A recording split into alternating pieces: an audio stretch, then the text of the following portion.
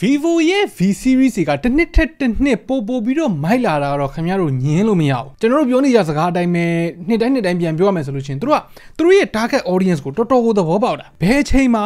ဘယ်အပိုင်းတွေကို improve လုပ်ရမယ်ဘယ်အပိုင်းတွေကတော့ improve လုပ်စီရမလို့ဘူးအဲ့ဒါကိုသူတို့ကောင်းသဘောပေါက်ပြီးတော့ strategy ကောင်းရှိပုံရတယ်အခု vivo ကဒီ V40 မှာ target audience ကတိတ်ပြီးတော့စိတ်မဝင်စားတဲ့နော်ခင်ဗျား performance ကိုအရန်ကိုစိတ်ဝင်စားပြီးကျွန်တော်စိတ်မဝင်စားဘူးဆိုလို့ရှိရင်ဒါသူ့ရဲ့ target audience မဟုတ်လို့နော်စကားကိုကြိုပြီးတော့ပြောပြတာဆိုတော့သူ့ရဲ့ target audience တိတ်စိတ်မဝင်စားတဲ့ performance လို့အပိုင်းကိုတတိတိုင်းထားလိုက်တယ် V series audience နဲ့ပို့ပြီးတော့ထိတွေ့ဖြစ်တဲ့သူ့ရဲ့ camera တို့ display တို့ design တို့ battery life တို့ speaker တို့အဲ့ဒါတွေမှာအများကြီးကိုပုံမှန်အောင်လုပ်ပေးထားတယ်ဆိုတော့ဘယ်လိုနေလဲတစ်ချက်ကြည့်လိုက်အောင် design ရရော hand feeling အရာရောဒီ V40 က vivo ရဲ့ V series ရဲ့အထာကိုသူတို့ဆက်ထိန်ထားတော့မယ်လက်ထဲမှာကင်လိုက်ရင်ခပ်ပလေးနဲ့လှတပတ်တလေးကြွတ်တရွတ်တလေးအဲ့လိုပုံစံမျိုးကိုပဲသွားထားတယ်ကင်မရာဘန်ပုံစံကတော့4000ကနေပြီးတော့အဝိုင်းပုံစံဖြစ်သွားမယ်အဲ့ဒီအပေါ်မှာပဲ ZEISS branding လေးကိုထည့်ပေးထားတယ်အဲ့ဒါတော်လေး premium look ကိုရတယ် ZEISS logo လေးပါညာနဲ့ကို premium look ကိုရတယ်အောက်မှာဘဲဥပုံ cut out လေးနဲ့ aura light ring လေးကိုထည့်ပေးထားတယ် aura light ring ရဲ့အောက်မှာလည်းနောက်ထပ် sensor လေးတစ်ခုထပ်ပါတယ်အဲ့ဒါ flicker sensor ဆိုတော့တော့ဘာလို့ပြီးတာလဲဆိုတော့ indoor lighting တွေအထူးသဖြင့်ဗျာဟိုအရင်ခေတ်ကဟိုမီးချောင်းတွေမှာဆိုလို့ရှိရင် fluorescent မီးချောင်းလားမသိအဲ့လိုမီးချောင်းတွေမှာဆိုရင် flicker တွေအရင်ဖြစ်တယ်လေလို့မိတုတွေဖြစ်တယ်အဲ့ဒါကိုမြင်ဘူးတယ်မလားအဲ့ဒီ sensor ကအဲ့လို flicker တွေကိုအာရုံခံပြီးတော့ real time exposure adjustment လုပ်ပေးတယ်ဆိုတော့ indoor photo တွေမှာပိုကောင်းတဲ့ပုံတွေထွက်တယ်ဆိုတော့ build quality ဘက်ကိုဆက်ရရင်ဘေးပေါင်က plastic နဲ့အနောက်ဘက်က glass နဲ့ဒီဈေးမှာခုခေတ်ထိဘေးပေါင်က plastic frame ဖြစ်နေတာကိုတော့သိမပြောပိုက်ဘူးပေါ့နော်ဒီ moonlight white အရောင်က glass အောက်မှာ marble ကြောက်သားပုံစံလိုမျိုး pattern လေးတွေပါတယ်ဆိုတော့အဲ့ဒါလေးတော့လှတယ် stellar silver အရောင်မှာတော့အဲ့လိုမျိုးသိမမြင်ရဘူးအထူးကဒီကောင်က 7.6 mm ဆိုတော့အရင် V23 တုန်းကခေတ်တုန်းကလိုမျိုးထက်တော့1 mm လောက်ပိုထူလာတယ်ဒါပေမဲ့မသိတာပါဘူးလက်ထဲမှာကင်ကြည့်လိုက်လို့ရှိရင်တော့ပါတယ်ဆိုတဲ့ခန်းစားချက်ကတော့ရနေတော့မယ်အလေးချိန်ကလည်းဒီကောင်190 gram ဆိုတော့ပေါ်ရထဲမှာပါသေးတယ်ပေါ်ရလို့ပြောလို့ရသေးတယ်ပေါ့နော် build quality မှာနောက်ထပ်တိတိတတ်တိုးတက်လာတာက IP68 water and dust resistant IP68 ဆိုတာဟိုးရင်တော့က flagship ကြီးလာတွေမှာတော့ပါတာမဟုတ်ဘူး flagship တွေမှာပဲပါတာအဲ့ဒီကနေပြီးတော့အခု upper mid range အဲ့လောက်ဘက်ကိုဆင်းလာပြီဆိုတော့ဒါသဘောကျစရာပေါ့နော် aura light ring ကဒီကောင်ကခင်ဗျာသတိထားမိလားမသိဘူးအရင်နှစ်ကထပ်ပိုသေးသွားတယ်ဒါပေမဲ့အရင်ကလိုပဲ soft light ကိုမှတော့ temperature တွေပဲစစ်ချိတ်ချိန်လို့ရသွားတယ်auto ချိန်ပြီးတဲ့ feature လေးပါတယ်ပေါ့နော်တော့အဝိုင်းလေးဖြစ်သွားပြီးတော့နည်းနည်းပိုသေးသွားတဲ့အခါကျတော့ V30 နဲ့ရှင်လိုက်ရင်အလင်းအားလျော့သွားလိမ့်မယ်လို့ထင်ထားတာဒါပေမဲ့စမ်းကြည့်တဲ့အချိန်မှာကျတော့ထင်တာထက်အများကြီးပိုလင်းတယ် vivo က V40 မှာ size ပိုသေးသွားပြီမဲ့ 33% ပိုလင်းလာတယ်လို့ပြောတယ်ဒါပေမဲ့ soft light တို့ရဲ့သဘောတဘာဝအရာတော့ကြီးလေကောင်းလေပဲတကယ်တမ်းကတော့လေကြီးလေ soft ဖြစ်လေပဲပိုတော့လင်းတယ်ဒါပေမဲ့နည်းနည်းတော့ပို harsh ဖြစ်သွားတယ်ပေါ့အဲ့လိုပဲပြောရမှာပေါ့ဒါ theory ရပြောတာပါ V30 နဲ့ side by side ရှင်ပြီးတော့တေချာစမ်းကြည့်မှပဲတေချာသိမယ်ပေါ့နော်တေချာတာကတော့ဒီ aura ring light ရဲ့ဒီ flicker sensor ရဲ့အဲ့နှစ်ခုကြောင့်မို့လို့ indoor photo တွေမှာတော်ရုံဒီ class ကတခြားသောဖုန်းတွေထက်ပိုကောင်းတယ် indoor မှာအများနဲ့ရိုက်နေကြသူတွေဆိုလို့ရှိရင်ခင်ဗျားတို့သိသားလိမ့်မယ်တချို့မှောင်နေတဲ့နေရာတွေမှာ lighting မကဲရင်အဆင်မပြေဘူးအထူးသဖြင့်ဒီ price range မှာပေါ့နော် camera sensor ဘယ်လောက်ကောင်းlighting ကောင်းမှပဲပုံကောင်းထွက်တာပဲနောက်ဆုံးကြတော့ vivo ရဲ့ aura ring light ကအဲ့လိုမျိုးနေရာတွေမှာတော်လေးအထောက်အကူဖြစ်လိမ့်မယ် V40 မှာနောက်ထပ်ပိုမိုက်လာတာတခုက display peak brightness က V30 တုန်းက2800 nits အရင်တုန်းကလည်းမညံ့ခဲ့ပါဘူးဒါပေမဲ့ဒီ V40 မှာကျတော့4500 nits ဖြစ်လာတယ်ဒါပုံမှန် indoor မှာသုံးတာမှာတော့တိတ်တိတာမှာမဟုတ်ဘူးဆိုပေမဲ့ outdoor သုံးတာတော့เนาะ HDR ဗီဒီယိုကြီးကြည့်တာတော့အဲ့ဒါတွေမှာသွားပြီးတော့သိတာလိမ့်မယ် HDR 10 plus ကိုလည်းဒီကောင် support လုပ်တယ် 100% DCI-P3 support လည်းပါတယ်channel specs တွေကတော့မပြောင်းသူ 6.78 inches 1080p ထက်နည်းနည်းလေးပို sharp ဖြစ်တဲ့ 1.5K resolution ကိုမှ120Hz အပေါ်အောက် bezel တွေကလည်း V30 ထက်မတိမတာသေးသွားတယ်လို့ခန်းစားရတယ်ဆိုတော့ပြောရရင်ဒီ display ဘိုင်းမှာဒီကောင် flagship level ကိုဖြစ်နေတာသိလား display ဘိုင်းမှာလုံးဝ first impression ကြည့်လိုက်လို့ရှိရင်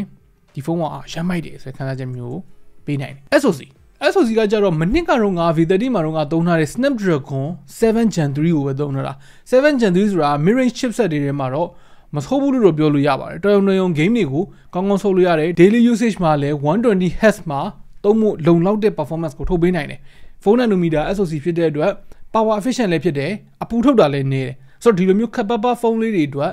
အဆင်ပြေတယ်ဆိုတော့အဲ့ဒီအဆင်ပြေနေပြီးသား SoC ကိုပဲ upgrade လုပ်ပြီးတော့သိရမလား 7S Gen 3တို့ 7 Plus Gen 3တို့အဲ့ဒါမျိုးသုံးလာမယ်ဆိုလို့ရှိရင် best performance တော့ပိုကောင်းလာတာဟုတ်ပေမဲ့ cooling အခြေအနေအရ sustain performance မှာတိတ်ကောင်းလာမှာမဟုတ်ဘူးဆိုတော့ပါလာလဲတိတ်တော့ထူးမှာတော့မဟုတ်ဘူးဖုန်းကိုပါထူအောင်ထက်လုပ်ပြီးတော့ cooling မိုင်းကိုပါပို့သုံးရမယ်အဲ့လိုကြလို့ရှိရင်လဲ target audience က V series ကိုထူးပြစ်ကြီးအဲ့လိုမျိုးကြီးသုံးနေတာမဟုတ်ဘူးဆိုတော့အဲ့ကြောင့်မို့လို့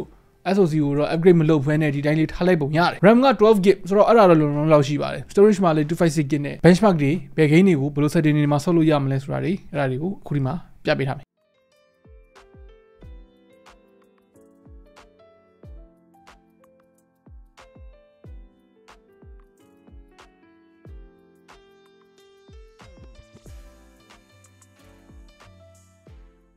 နှစ်တိုင်းမပါဘူးလို့ပြောနေရပြီးတော့စိတ်ကောက်နေရတဲ့ကိစ္စတစ်ခုရှိတယ်ဒီနှစ်မှထည့်ပေးလာလား stereo speaker ပေါ့နော် stereo speaker ပါတဲ့ဖုန်းနဲ့မပါတဲ့ဖုန်းတွေက multimedia consumption မှာတော်တော်လေးကိုကွာတယ်ထည့်ပေးတဲ့ stereo speaker ကလည်းသူအတန်တော်ကျဲတယ် left right balance လည်းကောင်းတယ်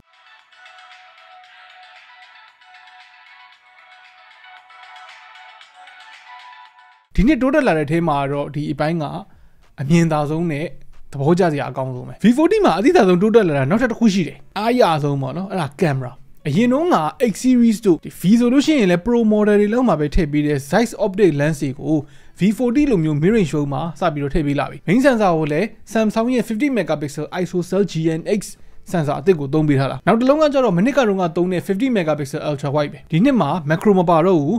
တကယ်အသုံးဝင်တဲ့ကင်မရာနှလုံးပဲဖြစ်သွားတယ် main sensor ပိုကောင်းသွားတဲ့အပြင်ကို ZEISS optic lens တွေ ZEISS color tuning တွေနဲ့မှုလို့ V30 ထဲ hardware ရော software ရောနှစ်ခုစလုံးမှာပိုကောင်းလာတယ်လို့ပြောလို့ရတယ်အဓိကကတော့သူ့ရဲ့ portrait တွေပေါ့နော် ZEISS portrait နဲ့ဒီ 24mm 35mm 50mm အဲ့လို preset လေးတွေနဲ့ရိုက်လို့ရတယ်ပြီးတော့ ZEISS ရဲ့ဒီလို bokeh effect တွေမျိုးစုံပေါ့နော်9မျိုးလောက်ထိပြောင်းပြီးတော့သုံးလို့ရတယ် video မှာဆိုလို့ရှိရင်လည်း focus transition တွေနော်cinematic video bokeh တွေအဲ့ဒါတွေကိုကိုပြချင်တာနဲ့လိုချင်တဲ့ artistic expression နဲ့ပြလို့ရသွားတယ်ပေါ့နော်တပိုင်းတနိုင် online shop တွေပါတယ်ဆိုလို့ရှိရင်ဒီဖုန်းနဲ့ aura light ring တွေပါတယ်သုံးပြီးတော့ product photo တွေပါတယ်ရိုက်မယ်ဆိုလဲရိုက်လို့ရတယ်ပြီးတော့ ZEISS ရဲ့ manual mode နဲ့ရိုက်မယ်ဆိုလို့ရှိရင်အပြင်ကအရောင်နဲ့တော်တော်နီးနီးဆက်ဆက်ကိုရတယ်50 megapixel ultra wide ကလည်း mid range ဖုန်းတွေမှာပါတဲ့ ultra wide အနေနဲ့ကတော့ quality မဆိုးဘူးလို့ပြောလို့ရပါတယ် main camera နဲ့လည်း color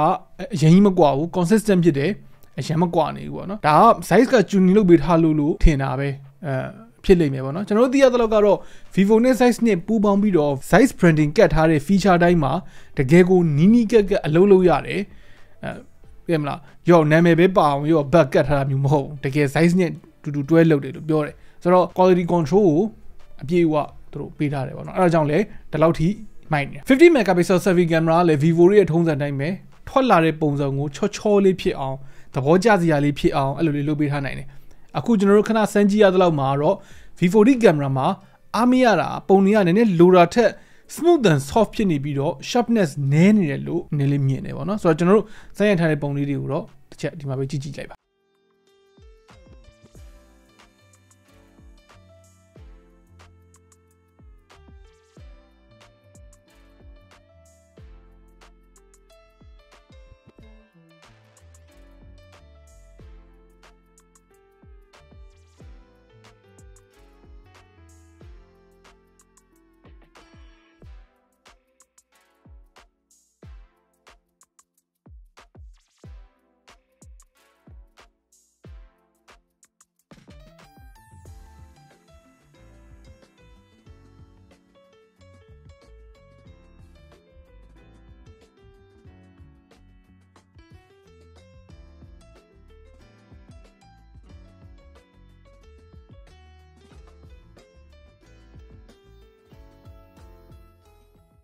Okay battery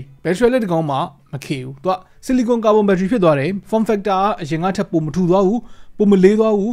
900 mAh ပုံများလာတယ်10%အပိုရလိုက်တယ်ပေါ့နော်9500 mAh ဖြစ်သွားတယ် ဒီနေရာမှာလည်း upper mid range phone တွေမှာ silicon carbon battery တွေဘက်ကိုတဖြည်းဖြည်းအရွေ့တွေရွေ့နေကြပြီကောင်းတဲ့အရွေ့ပဲဒါတော်တော်ကိုဖြစ်တဲ့နေတဲ့အရွေ့ပဲ fast charging အတွက်ကိုကြတော့ဒီကောင်က80 watt flash charge ကိုပဲထည့်ပေးထားတယ်ဆိုတော့ conclusion အနေနဲ့ပြောရရင်ဒီနှစ်မှာ V40 ဖုန်းကတော်တော်လေးတိုးတက်လာတယ်အထူးသဖြင့်ကျွန်တော်တို့ကင်မရာပိုင်းမှာ upper mid range ဖုန်းတစ်လုံးအနေနဲ့နော် size lens တွေသူ့ရဲ့ color tuning တွေထည့်ပေးထားတာသဘောကျစရာပဲပြီးတော့တချို့တွေလိုမျိုးရှူရှောင်းနာမည်တွေနဲ့တက်သုံးတာမဟုတ်ဘဲနဲ့ collaboration ကောင်းကောင်းနဲ့တကယ်ကောင်းအောင်လုပ်ထားတယ်ဆိုတာကိုအရင် X series တွေမှာလည်းမြင်ခဲ့ပြီးပြီတစ်ချိန်လုံးနပူနစားလောက်စိတ်ကောက်နေရတဲ့ stereo speaker မပါတဲ့ကိစ္စလည်းမရှိတော့ဘူး battery ကလည်းအရင်တော့ကလည်းမညံ့ပါဘူးဒါပေမဲ့ဒီနှစ်မှာပိုကိုမိုက်လာတယ်9500 mAh ဖြစ်လာတယ်เนาะပြီးတော့ IP68 လည်းပါလာပြီ display မှာလည်း flagship level peak brightness နဲ့တော်တော်လေးကောင်းအောင်လုပ်ပေးထားနိုင်တယ်နည်းနည်းအပြစ်ပြောစရာဆိုလို့ရှိရင်အားလုံးပဲမြင်ကြမယ် elephant in the room ပေါ့နော် SOC